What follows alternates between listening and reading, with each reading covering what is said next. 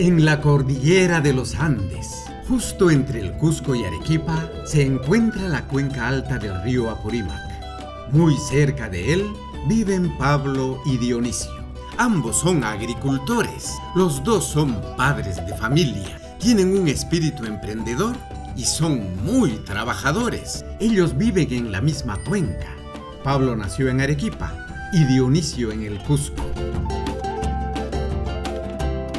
Ambos saben lo importante que es el agua, no solo para regar sus cultivos, sino para la naturaleza, su comunidad y sus familias. Por lo tanto, ellos quisieran que el agua del río Apurímac llegue a sus terrenos como siempre y para siempre.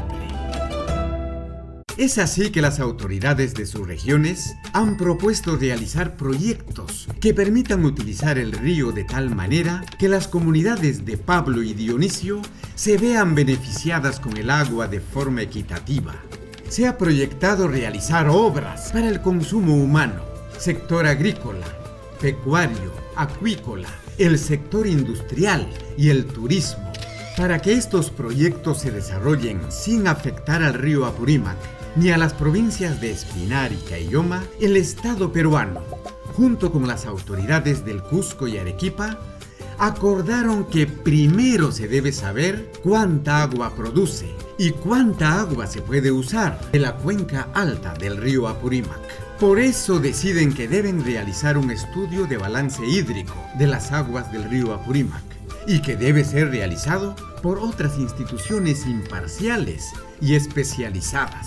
Es así que se escoge a la Oficina de las Naciones Unidas de Servicios para Proyectos UNOPS y al Programa de las Naciones Unidas para el Medio Ambiente PNUMA, quienes en conjunto realizarán un estudio de balance hídrico en la cuenca alta del río Apurímac hasta la confluencia con el río Salado. Pero, ¿en qué consiste un estudio de balance hídrico? Un estudio de balance hídrico es como analizar un balde con agua. En este caso, el balde es la cuenca alta, donde nace el río Apurímac.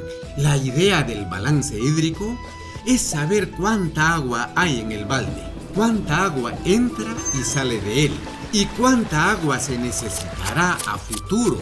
Sabiendo esto, se puede llegar a una conclusión real de la cantidad de agua que puede brindar el río Apurímac a las regiones del Cusco y Arequipa en los próximos años, sin que el balde se quede vacío. Y para esto hay que pensar en tres situaciones. Primero, la situación actual tal y como es decir, sin ninguna represa o proyecto construido, y teniendo en cuenta la necesidad de agua en épocas de abundancia, normales y de escasez en ambas regiones. 2. Suponiendo que ya estén construidos varios de los proyectos propuestos, teniendo en cuenta las necesidades de agua de ambas regiones. 3. Proponiendo otros escenarios que no tengan que ver con los proyectos planteados hasta el momento. Para ello, se tomarán en cuenta los proyectos en el Sistema Nacional de Inversión Pública y en los planes de desarrollo regional de Arequipa y Cusco. Además, para el desarrollo del estudio se tendrá en cuenta hacer un seguimiento y supervisión continua del estudio para asegurar que esté realizado con las mejores y más modernas técnicas y que las futuras obras no afectarán negativamente los cultivos, suelos y la naturaleza.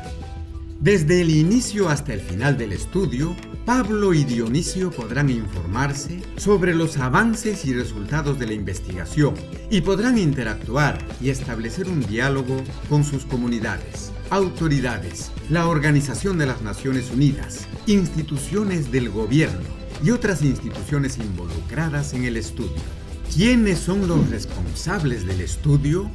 La realización del balance hídrico será responsabilidad exclusiva de la Oficina de las Naciones Unidas de Servicios para Proyectos UNOPS y el Programa de las Naciones Unidas para el Medio Ambiente PNUMA será responsable de la supervisión, ambos organismos internacionales independientes.